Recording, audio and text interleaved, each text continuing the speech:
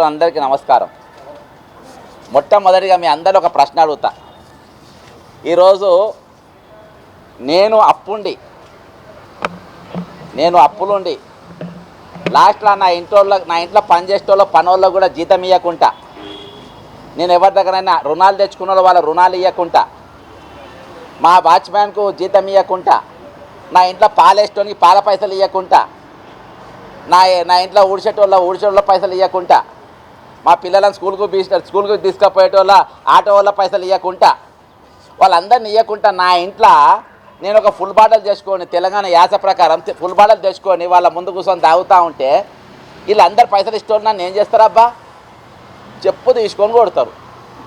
నువ్వు నాకు జీతం ఇయ్యే చేత కాదు, నా కూలి ఇయ్యనికి చేత కాదు, నేను నీ పిల్లలను ఆటో తీసుకుపోతున్నా ఆటో పైసలు ఇయ్యనికి చేత కాదు, కానీ నువ్వు ఇలా 20,000 ఫుల్ బాటిల్ తెచ్చుకొని మందు కొడతావురా అవులే అని నా చెప్పు తీసుకొని కొడతారు. ఇది నా మీద నేను అనుకుంటున్నా, మర్చిపోయిన ముఖ్యమంత్రిగా అనుకుంటున్నా. ఆయన అంతలేను సార్, ఎందుకంటే రీసెంట్గా ఒక బిల్లు కూడా పాస్ చేస్తుండు. ఈరోజు నేను దేని గురించి చెప్తున్నా అంటే, ఈరోజు తెలంగాణలో ఆశా వర్కర్లు తెల్లారు లేస్తే ఆశా వర్కర్లు ఏం చేస్తారు? క్యాన్సర్ వచ్చిన వాళ్ళకు వైద్య సహాయం చేస్తారు, గర్భిణీ స్త్రీలకు సహాయం చేస్తారు. ఈరోజు ఏ బీపీ షుగర్ వచ్చిన వాళ్ళకు కూడా వాళ్ళే సేవ చేస్తారు. కానీ ఈరోజు వాళ్ళ జీతం ఎంత? 9,900 రూపాయలు. గత ప్రభుత్వం 100 రోజుల దీక్ష చేస్తున్నారు, సీతక్కపోయింది. నేను మాజీ నక్సలైట్ అమ్మ, మీ కష్టాలన్నీ నాకు తెలుసు అమ్మ, మీ కష్టం నా కష్టం అమ్మ, మా రేవంత్ రెడ్డి సార్ దగ్గర రాండమ్మ, పాదయాత్ర చేస్తుండు, మీ జీతం 18,000 చేస్తామన్నా అన్నారు. 9,900 రూపాయలు జీతాలు ఇవ్వకుండా 3 నెలలు అయింది. వాళ్ళు ఇక్కడికి వస్తే గుర్రాలతో దొక్కించి లాఠీలతో కొట్టిపిచ్చి పోలీస్ స్టేషన్లో వేసి పంపిస్తుండ్రు. ఆశా వర్కర్స్ ఇవాటికి 3 నెలలకి జీతం లేదు. హౌస్ సోర్సింగ్ ఉద్యోగులు 5 నెలలకి జీతం లేదు. 5 లక్షల మంది ఉంటారు. లేదు మీకు మేము ఉన్నాం, మేము రెగ్యులరైజ్ చేస్తాం. మా చంద్రబాబు నాయుడు అక్కడ కార్పొరేషన్ చేసిండు, కర్ణాటకలో మా ప్రభుత్వం కార్పొరేషన్ చేసింది, ఉత్తరప్రదేశ్ కార్పొరేషన్ చేసింది, ఈరోజు ఛత్తీస్గఢ్ కార్పొరేషన్ చేసింది, మేము కూడా కార్పొరేషన్ చేస్తామన్నారు. అన్నాక వాళ్ళు ధర్నాలు చేసినా ఏది చేసినా వాళ్ళ పని నిర్బంధం. ఈరోజు 5 నెలలకి వెళ్ళి వాళ్ళకి జీతాలు లేదు. ఇక రిటైర్డ్ ఎంప్లాయీస్ 40 సంవత్సరాలు ప్రభుత్వానికి సేవ చేసిండ్రు. 40 సంవత్సరాలు నా సొంటోడు ఉద్యమాలు చేస్తే నన్ను కొట్టిపించిండ్రు, నా సొంటోళ్ళు ఉద్యమం చేస్తే కేసులు పెట్టించిండ్రు. ఈరోజు వాళ్ళు రిటైర్డ్ అయినరు. రిటైర్డ్ అయినాక దాదాపు 86 మంది ఈరోజు చచ్చిపోయినరు. 86 మంది రిటైర్డ్ ఉద్యోగులు ఇవాటికి చచ్చిపోయినరు. ఇవాటికి వాళ్ళకి పైసలు రాలేదు. వాళ్ళకి వేస్తుండ్రు. ఎట్లా వేస్తుండ్రు? అప్పుడు 500, అప్పుడు 200, అప్పుడు 1000 కోట్లు, అప్పుడు 7,000 కోట్లు. నువ్వు అడుగుతున్నావు. రైట్, ఇది కమిటెడ్ బడ్జెట్ యార్. అది కమిటెడ్ ఎక్స్పెండిచర్. మీకు ఆర్థిక మంత్రికి తెలియదు. ఈరోజు కమిటెడ్ ఎక్స్పెండిచర్ అంటే ఈరోజు నేను ముందు చెప్పిన కదా, దావత్ చేసుకునేది ముందు నేను నా ఆటోనికి పైసలు ఇవ్వాలి, తర్వాత నా ఇంట్లో ఊడ్చేటోళ్ళ పైసలు ఇవ్వాలి, తర్వాత నా బట్టలు ఉతికేటోళ్ళ పైసలు ఇవ్వాలి, తర్వాత నాకున్న అప్పులన్నీ తెరిపి తర్వాత ఏమన్నా మిగిలితే అప్పుడు నేను పండుగ చేసుకోవాలి. కానీ ఇక్కడ ఏంది? ఉల్టా నడుస్తుంది.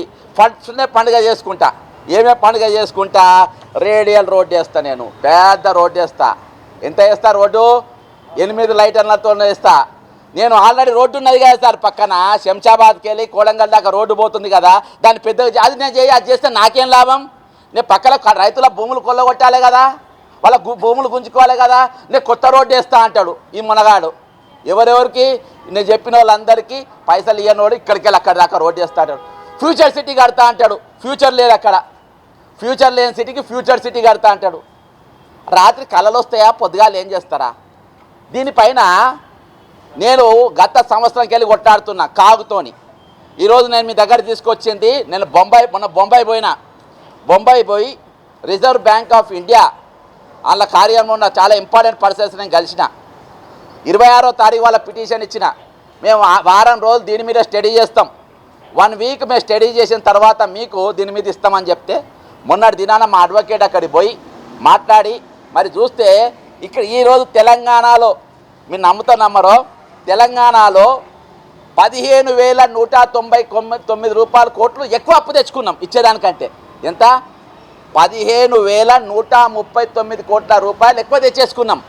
అంటే 128% అప్పు తెచ్చుకున్నాం ఈరోజు ఆత్మగౌరవం ఉన్నట్టనే ఇది? ఆత్మగౌరవం అంటే ఇదేనా తెలంగాణలో? ఆత్మగౌరవం తెలంగాణ అంటే ఇదేనా? అప్పులున్న వాళ్ళు ఆత్మగౌరవం ఉంటారా?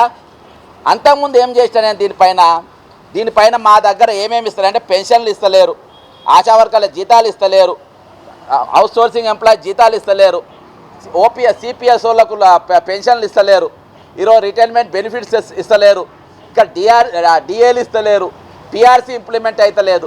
కాబట్టి ఈరోజు నిరుద్యోగ భృతి అని అది చెప్పలేదు. ఇక వాగ్దానాల గురించి మాట్లాడడానికి వద్దే వద్దు. ఇక 4000 నిరుద్యోగ భృతి కానీ ఖాళీల నింపుడు కానీ ఇక దాని గురించి మాట్లాడనే వద్దు. దీని మీద ఇంతకంటే ముందున ఎక్కడికి పోయినట్టు రిటైర్డ్ ఎంప్లాయీస్ అందరినీ తీసుకుపోయి రాష్ట్రపతి గారి దగ్గర పోయిన జంతర్ మంతర్లో 3 రోజుల ధర్నా పెట్టిన. 3 రోజుల ధర్నా పెట్టి ప్రధానమంత్రి గారికి వచ్చిన. నా రాష్ట్రం దివాళా తీసిందని చెప్పిన. నా రాష్ట్రం ఆశా వర్కర్ల జీతాలు కూడా వాడుకుంటుందని చెప్పిన. నా రాష్ట్రం అవుట్సోర్సింగ్ ఎంప్లాయీస్ జీతాలు కూడా వాడుకుంటుందని చెప్పిన. నా రాష్ట్రం రిటైర్డ్ ఎంప్లాయీస్ పైసలు కూడా వాడుకుంటుందని చెప్పిన. నా రాష్ట్రం ఈరోజు వచ్చే రోజుల్లో ఆర్థికంగా మొత్తం తెలంగాణ దివాళా తీపించిందని చెప్పిన. కాబట్టి వెంటనే ఫైనాన్షియల్ ఎమర్జెన్సీ అనే తెలంగాణ పెట్టాలని చెప్పిన. ఈరోజు మా వాళ్ళ పాలన వస్తలేదని చెప్పిన. ఆ రోజు ఆంధ్ర పాలకులు చెప్పినట్టే ఈరోజు తెలంగాణలో పాలన చేయనికి వస్తలేదు అని చెప్పిన, బాజాప్తా చెప్పిన. ఇక్కడ ఎవరన్నా ధర్నా చేసినా నిరసన తెలిపినా ఈరోజు చాలా పెద్ద నిన్న నేను కొండూరులో భూసేకరణ రేడియల్ రోడ్డు కోసం భూసేకరణ చేస్తూ ఉన్నారు. అక్కడ కలెక్టర్ నారాయణ రెడ్డి గారు, జాయింట్ కలెక్టర్ చంద్రారెడ్డి, వెంకరెడ్డి అంటే బాజాప్తా రైతులను రూములలో వేసి బెదిరిస్తున్నారు. వాళ్ళ తరపున నేను మాట్లాడడానికి పోతే నన్ను 70 కిలోమీటర్ల వరకు పోలీస్ జీబ్లలో దింపి తీసుకుపోయి నందిగామల పోలీస్ స్టేషన్లో పెట్టారు. మరి ఎందుకబ్బా ఏ ఛానల్లో ఇంత పెద్ద ఇష్యూస్ అంటే దీనిపైన డిబేట్లు ఉండయి. ఆడ కుక్క ఏడిచింది, ఈడ నక్కేడిచింది, ఈడ పిల్లి ఈనింది అని చెప్పి ఆంధ్ర బడా ఎలక్ట్రానిక్ మీడియాలలో ఈవినింగ్ పెద్ద పెద్ద చర్చలు జరుగుతాయి. చాలా ఇంపార్టెంట్ బ్రేకింగ్, మళ్ళీ చూడండి అని. తెలంగాణలో 86 మంది రిటైర్డ్ అయిన ఉద్యోగులు మరణిస్తే దీనిపైన మీ దగ్గర స్టోరీలు ఉండయి. అంతే అత్యధిక మంది పోలీసులు 36 మంది చచ్చిపోయినారు, దాని మీద మీ స్టోరీలు ఉండయి. ఈరోజు యాంటీ నక్సల్ స్క్వాడ్ల సూర్యనారాయణ అనే ఎస్ఐ కుంబింగ్ ఆపరేషన్లో పనిచేసి ఈరోజు కాళ్ళు పోగొట్టుకొని ఉంటే దాని మీద మీ స్టోరీలు ఉండే. ఈరోజు ఆశా వర్కర్లు కేవలం 9,900 రూపాయలు పనిచేస్తూ ఉన్నారు, 2 నెలలకే జీతాలు లేకుంటే దాని మీద మీ స్టోరీలు ఉండే. ఈరోజు అవుట్సోర్సింగ్ ఉద్యోగులు 5 లక్షల మంది పనిచేస్తారు, వాళ్ళ జీతాలు 8 దగ్గర స్టోరీలు ఉండే. ఈరోజు ఎందుకు ఉండయి? ఈ సెక్రటరీలో తెలంగాణలో ఇంతమంది మీడియా ప్రతినిధులు ఉంటారు, అనుభవజ్ఞులైన మీడియా వాళ్ళు ఉంటారు. ఈరోజు శ్రీరామ్ కర్రీ అనే ఆంధ్రావాణి తీసుకొచ్చి పెట్టిందంట. ఈరోజు ఈ న్యూస్లో ఏం రావాలి, ఆ పేపర్లో ఏం రావాలి, ఈ పేపర్లో ఏం రావాలి, అక్రిడిటేషన్ అని ఎవరెవరికి ఇవ్వాలి, ఎవరెవరికి వాడెవడో చెప్తాడంట. శ్రీరామ్ కర్రీ అనేటోడు వాడాడు, వానికి ఏం సంబంధం? ఈరోజు 8 మంది అడ్వైజర్లు ఆంధ్రాకి వెళ్ళి తీసుకొచ్చి ఇక్కడ పెట్టుకుంటారు. దేనికోసం ఉంటారు? నేను మన కర్ణాటక అసెంబ్లీకి పోయినా లోపల బ్రహ్మాండంగా అసెంబ్లీ ఉంది, సెక్రటరీ అంటుంది, అందులోనే లోపల మీడియా కూడా ఉన్నది. మీడియా పాయింట్ ఎక్కడ ఉంది తెలుసా? బయట లేదు, ఇక్కడ ఆడ సెక్రటరీ లోపల ఉన్నది. నేను వీడియో కూడా చేసి చూపించిన. మన దగ్గర ఎక్కడ ఉంది? ఊరవతలు ఉన్నది, తీసి అవతల పడేసిండ్రు. ఈడ కూడా ఏ మీడియా పెట్టాలి, ఏది పెట్టద్దు అని చెప్పేసి బాజాప్తా చెప్పే పరిస్థితిలో ఈరోజు ఉన్నది. ఈరోజు నా డిమాండ్ ఏంటంటే ఈరోజు వీళ్ళెవ్వరికి కూడా ఈరోజు పైసలు ఇచ్చే పరిస్థితి లేదు. కొత్త ప్రాజెక్టులు కడతా అంటాను, నువ్వు ఏడబెట్టి కడికి ఎవడు అప్పియని అంటుండు. ఈరోజు రిజర్వ్ బ్యాంక్ ఆఫ్ ఇండియా ఏం చెప్పిందంటే తెలంగాణకు అప్పు ఇయ్యనికి లేదు అని చెప్పింది. తెలంగాణకు అప్పు ఇయ్యనికి లేదు. తెలంగాణ వాళ్ళు, తెలంగాణ గవర్నమెంట్ మోసగాళ్ళు, తెలంగాణ గవర్నర్లు వాళ్ళు చీటర్సు, వాళ్ళు పైసలు తీసుకొని కట్టరు.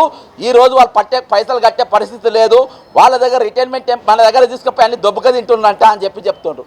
ఈరోజు ఒకటి బాజాప్తా ఒకటి చెప్తున్నా, ఫ్యూచర్స్ మన అందరం అనుకుంటున్నాం ఈరోజు ఏది మూసీ బ్యూటిఫికేషన్ అని. మూసీ బ్యూటిఫికేషన్ వర్క్ అనేది జరగది. ఎందుకు జరగది అని నేను చెప్తున్నా అంటే ఈరోజు మధు పార్క్ వాళ్ళకి నోటిఫికేషన్లు ఇచ్చిండ్రు, 10,000 ఇళ్లకు నోటీస్ ఇచ్చిండ్రు. దేనికోసం ఇచ్చిండ్రు?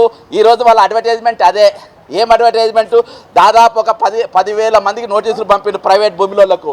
ఈ ఇండ్లు కూలగొట్టి వాళ్ళ భయభ్రాంతులకు గురి చేసి వాళ్ళ దగ్గర సెటిల్మెంట్లు చేసుకోవాలి. ఈరోజు అక్కడ ప్రైవేట్ భూములను సెటిల్ చేసుకోవడానికి బెదిరియనికి అక్కడ మూసీ బ్యూటిఫికేషన్ కానీ ఆడ మూసీ బ్యూటిఫికేషన్కి ఎవరు రూపాయి ఇవ్వడానికి అక్కడ లేదు. రెండవది సేమ్ హైడ్రా ఏ విధంగా నడిచిందో, హైడ్రా గరీబోడిని మిడిల్ క్లాస్ వాడిని కూలగొట్టాలి, పెద్దోడిని భయపెట్టియాలి, వాళ్ళతో సెటిల్మెంట్ చేసుకోవాలి. ఈరోజు ప్రేమావ చెరువుల ప్రెస్టేజ్ ఉంటుంది, కూలగొట్టరు. కోమ చెరువుల వాసవి ఉంటుంది, కూలగొట్టరు. ఈరోజు హిమాయత్ సాగర్లో ఎంతమంది గెస్ట్ హౌస్ ఉన్నాయి, కూలగొట్టరు. బాజాప్తా రేవంత్ రెడ్డి గారు సొంత అన్న తిరుపతి రెడ్డిలో చెరువులు ఉంటుంది, కూలగొట్టరు. బాజాప్తా ఈరోజు రంగనాథ్ గారి ఇల్లు కూడా బఫర్ జోన్లో ఉంటుంది, కూలగొట్టారు. కానీ ఇది ఎవరి కోసం? కామన్ మ్యాన్ కూలగొడతారు. దేనికోసం? పెద్దోని భయపెట్టియాలి, సెటిల్మెంట్ చేయాలి.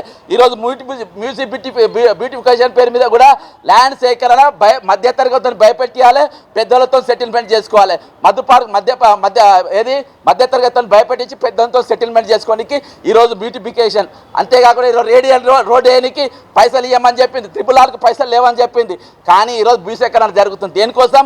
రియల్ ఎస్టేట్ దందాలు చేయడానికి జరుగుతూ ఉంది. కాబట్టి ఈరోజు గవర్నమెంట్ చేస్తున్నది పాలన కాదు, ప్రజాపక్షన పాలన కాదు, ఈరోజు ప్రజాపక్ష పాలన. ఇది ప్రజల పేరు మీద to the people, for the people, by the people అని చెప్పి పీపుల్ను దోచుకునే పాలన. దీని మీద ఎవరు మాట్లాడు, ఎవరు ప్రశ్నించరు. ప్రతి దాని మీద నియంత్రణ, ప్రతి దాని మీద ఈరోజు బెదిరింపు ధోరణి ఈరోజు ప్రభుత్వం చేపడతా ఉంది. కాబట్టి ఈరోజు తెలంగాణలో ఖచ్చితంగా ఫైనాన్షియల్ ఎమర్జెన్సీ ఉండాలి. దీని మీద వైట్ పేపర్ ప్రభుత్వం విడుదల చేయాలి. బట్టి విక్రమార్క దీనికి స్పష్టమైన స్టేట్మెంట్ ఇవ్వాలని కోరుకుంటూ సెలవు తీసుకుంటున్నా. జై తెలంగాణ, అమరవీరులకు జోహార్లు.